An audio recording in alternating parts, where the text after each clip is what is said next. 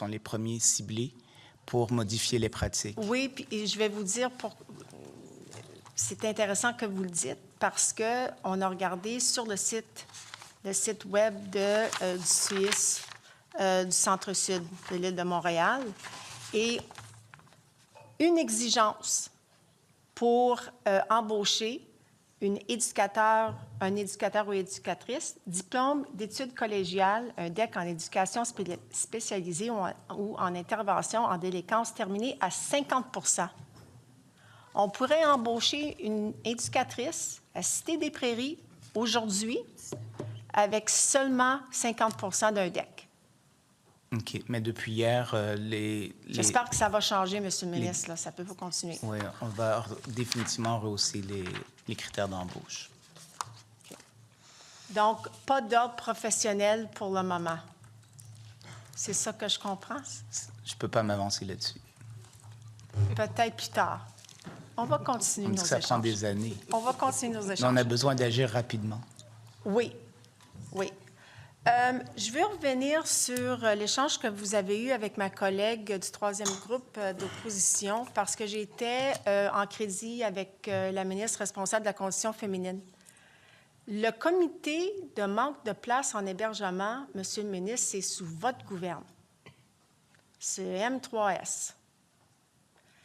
Et là, j'ai vu avec la ministre hier que, nonobstant, corriger ma collègue, 10 000 refus dans la dernière année de SOS violence conjugale.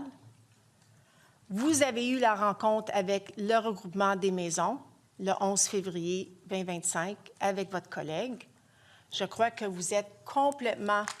il y a une grande mise à jour qui a été faite en termes des besoins des maisons d'hébergement, en termes de l'augmentation des demandes d'hébergement, l'augmentation de la violence conjugale, l'augmentation fulgurante dans les 4 dernières années. On parle de 92 % pour les demandes de services externes dans les centres, dans les maisons d'hébergement. Et pour les jeunes, Monsieur le ministre, parce que je sais que vous misez beaucoup là-dessus aussi, 103 % d'augmentation pour les services externes. Ça tombe dans votre cours.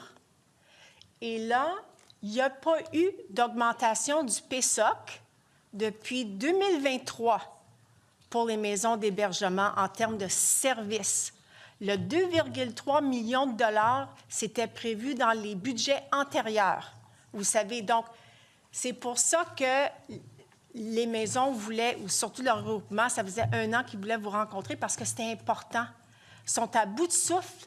Là, il y a 3 projets de loi qui viennent d'être annoncés, adoptés, qui va faire en sorte que juin 2025, là, ça vient d'augmenter des couches de responsabilité à ces intervenantes-là dans toutes les maisons d'hébergement au Québec.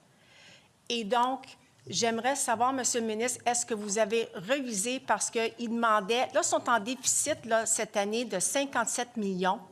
Ils demandaient sur 4 ans 57,7 millions sur 4 ans parce que les besoins sont criants. Et vous le savez.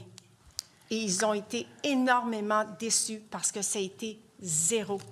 Et quel message est-ce que ça envoie de notre gouvernement aux femmes qui sont victimes? Et aussi, il y a de plus en plus de jeunes, d'adolescents qui appellent les maisons d'hébergement, qui ont besoin d'aide.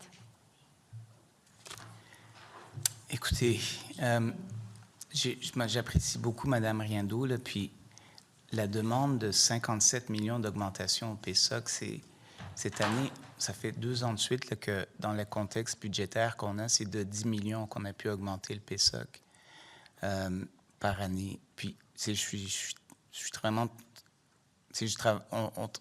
On veut améliorer le PSOC, mais si on donne 57 millions aux organismes pour le regroupement pour les femmes, qu'est-ce que vont dire les milliers d'autres organismes là, qui n'ont pas droit? Surtout qu'on a augmenté le financement de plus de 100 % là, dans les dernières années au niveau des regroupements.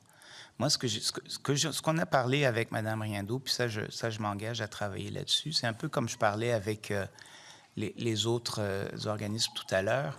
c'est si on peut trouver des projets plus spécifiques sur lesquels on peut travailler ensemble avec des clientèles vulnérables ou particulières. Bien là, on pourrait voir ce qu'on peut développer comme programme en entente spécifique qui, éventuellement, pourrait aller vers de la mission globale. Mais me demander 57 millions de rehaussement de la mission globale, c'est juste impossible actuellement dans le contexte qu'on vit. Bien, je vais faire le point parce que j'ai une dernière question. C'était 57 sur 4 ans, parce que là, il y a eu 0 depuis 2023. Ça, c'est une chose, monsieur. Vous reconnaissez que ça a été 0 depuis 2020. Sauf ce qui était prévu. Il y avait des augmentations dans les budgets prévues. antérieurs, dans les budgets, mais il y a quand même un déficit en fonction de ça de 55 millions. Là, je vais retourner en termes de... Parce qu'il faut régler cet enjeu-là. Là, on ne peut pas, au Québec, ne pas avoir un plan global de combien d'unités ou de places qu'on doit construire en maison d'hébergement. Ça, c'est... On a des milliers de refus. On est en train de faire des projets.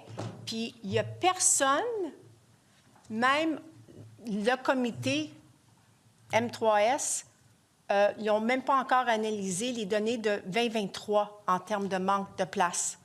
Donc là, comment est-ce qu'on peut avancer? Comment est-ce qu'on peut protéger toutes les femmes et les enfants si on n'a pas de plan global en termes de voici le manque d'hébergement qu'on a là. On a analysé les données.